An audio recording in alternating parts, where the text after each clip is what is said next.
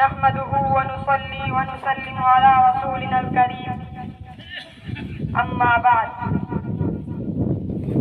فرعون بنے جو پھرتے ہیں ڈالتے ہیں ستم کمزوروں پر فرعون بنے جو پھرتے ہیں ڈالتے ہیں ستم کمزوروں پر ان سرکش جابر لوگوں کو قدموں میں جھکا کر دم لیں گے.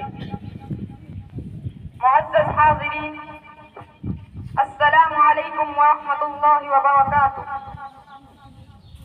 آج جشن آزادی کے موقع پر میں جس عنوان پر لب کشائی کی جسارت کر رہا ہوں وہ ہے مسلمان اور آزادی. عزیزان گرامی، یوں تو باطل فرقہ پرستوں کی طرف سے برابر طوفان آتا رہا، فتنہ و فساد کا سیلاب آتا رہا، مگر حق پرستوں کی جانباز قوم نے ان باطل طاقتوں کا رخ ہمیشہ کے لیے دشمنوں کی طرف موڑ دیا. آج عالمی پیمانے میں مسلمانوں کے خلاف سازشیں ہو رہی ہیں، اسلام کے خلاف تحریکیں چل رہی ہیں، ہر ملک میں مسلمانوں کو ظلم و ستم کو نشانہ بنایا جا رہا ہے. یہ ٹکراؤ ہمیشہ ہوتا رہے گا کیونکہ حق و باطل کا معرکہ ہے، نور و ظلمت کا معرکہ ہے، توحید و شرک کا معرکہ ہے جو تا قیامت جاری رہے گا. تاہم آج اس قومی یادگار کے دن جبکہ ہندوستان کے کوشے کوشے اور خطے خطے میں مختلف تنظیموں، اداروں، اسکولوں، کالجوں اور مدرسوں میں غیر معمولی دھوم دھام سے آزادی کا 76واں سالہ جشن منایا جا رہا ہے. غلام ہندوستان کی داستان اور آزاد ہندوستان کی داستان اور کہانی سنائی جا رہی ہے. مجاہدین آزادی کو خراج عقیدت پیش کیا جا رہا ہے. دوستو، ایسے وقت میں ہمیں بھی جب ایک طرف اسلاف کی قربانیاں یاد آتی ہیں تو ہاتھ دعائے مغفرت کے لیے خود بخود اٹھ جاتی ہیں، اور دوسری طرف مسلمانوں پر جو ظلم و ستم کے رودات اب چل رہے ہیں، جب اس کا تذکرہ سامنے آتا ہے تو خون کے آنسو نکل پڑتے ہیں اور دل میں ایک ایسی آہ نکلتی ہے کہ اگر ہمارے اسلاف و اکابر کو اس کا تصور بھی ہوتا تو خدا کی قسم اس ملک کو انگریزوں کی غلامی سے چھڑانے اور ہندوستان کو آزاد کرنے کے لیے اتنی بڑی قربانیاں نہ دیتے. اگر انہیں یہ معلوم ہوتا کہ ہندوستانی مسلمانوں پر ایک ایسا دن آئے گا کہ وہ آزادی کی جگہ انگریزوں کی غلامی کو پسند کریں گے تو کبھی تفسیریں پر بنا لے کر میدان جہاد میں نہ نکلیں.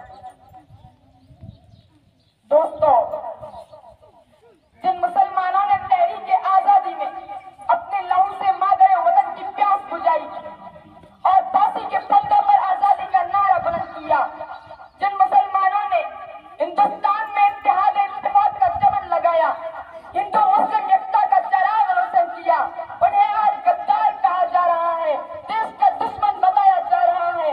ارے انہیں کیا معلوم کہ جس ہندوستان کی آزادی کے لیے بالا کوٹ کی پہاڑی پر سر سید احمد شہید اور شاہ اسماعیل شہید نے اپنی جان دی ہے. انہیں کیا معلوم کہ جس ہندوستان کی آزادی کے لیے شاملی کے میدان میں علماء دیوبند توپوں کا نشانہ بنے ہیں. انہیں کیا معلوم کہ جس ہندوستان کی آزادی کے لیے شیخ الہند اور شیخ الاسلام کالا پانی گئے ہیں. انہیں کیا معلوم کہ جس ہندوستان کی آزادی کے لیے 51,000 علماء کو جلا دیا گیا.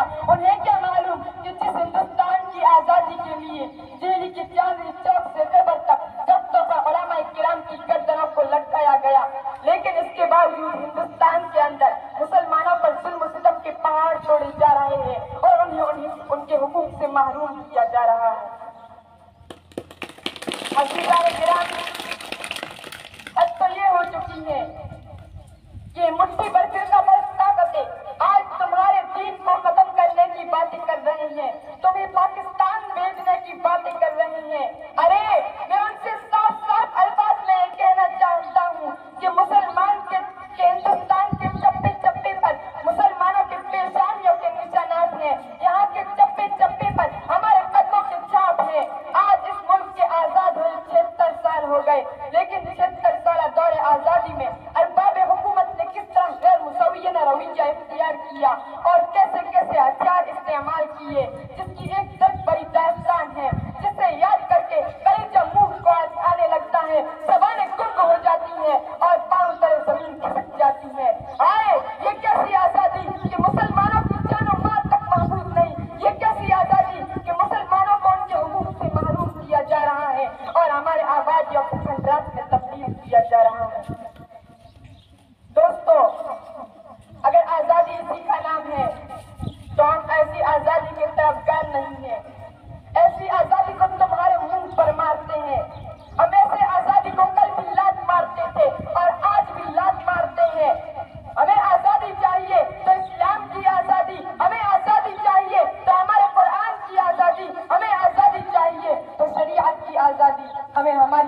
مال کی حفاظت چاہیے. Thanks for watching. Don't forget to like, comment, share and subscribe to Al Wahid channel.